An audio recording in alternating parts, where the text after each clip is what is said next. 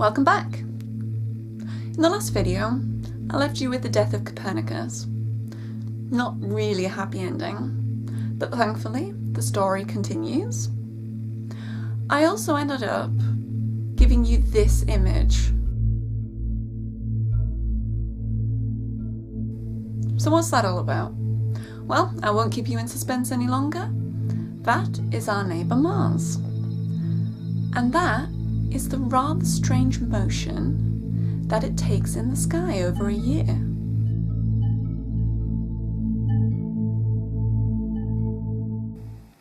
This is some open source software called Stellarium, which is like having your own planetarium. Here I'm just loading a script written by Stephen R. Tuttle, which shows the retrograde motion. Just for Galileo, this is the night sky in Pisa. Although this is between 2009 and 2010, you see Mars starting off in its normal motion, west to east. That line is its path. There's also Vesta over there, which is an asteroid. And there's the paths of a few more objects with a heliocentric orbit. Now, as you can see, it starts to go back on itself. This is its retrograde orbit.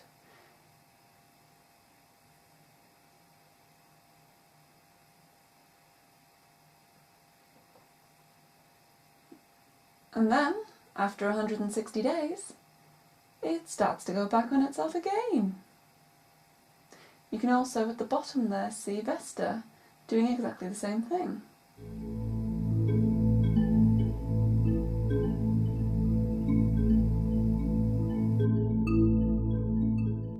If you search on the internet for images of Mars retrograde, you'll find some beautiful pictures. Although, it's these beautiful images that ended up spoiling the party for Copernicus's theory. As much as having the Sun in the centre and the Earth going around it simplifies the model a bit, it still doesn't explain what Mars is doing. Now, although it wasn't perfect, Kepler, Galileo, and even Brahe thought there was something in it. Galileo was born in 1564. He's often called the father of modern physics. This is because he did so much to overthrow the physics of Aristotle. Aristotle believed that the reason why things moved is to do with the different types of elements. So, things that were made from earth fell towards the earth. Things that were air wanted to move towards the air. Aristotle also believed that things would only keep moving if they're being pushed. Now, this is actually not true.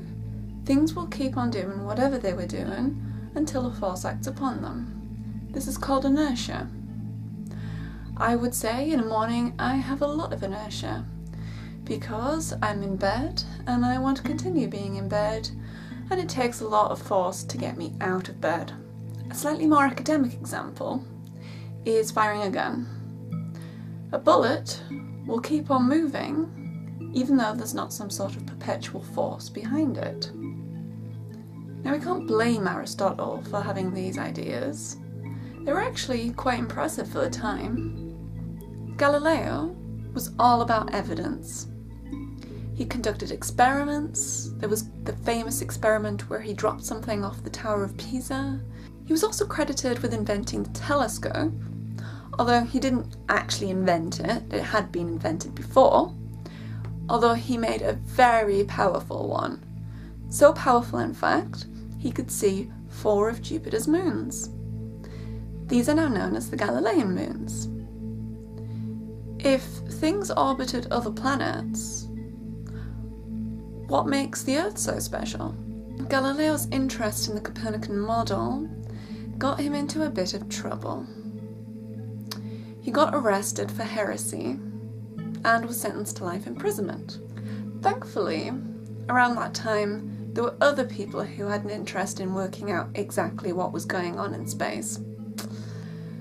One of which is Tycho Brahe. Now, this guy was a character.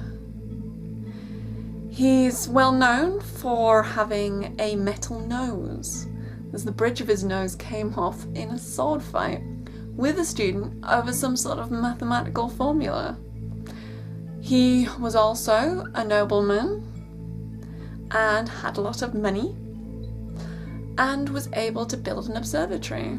He actually calibrated many of the instruments himself. He'd also collected huge amounts of data, some of it with just the naked eye, although he wasn't sure what to do with this data, and he employed Johannes Kepler to work some things out. Brahe had his own version of the geocentric model. It's now known as the Tychonian system, after him. It actually fit data better than the Copernican system, with the added bonus that the Earth was at the centre.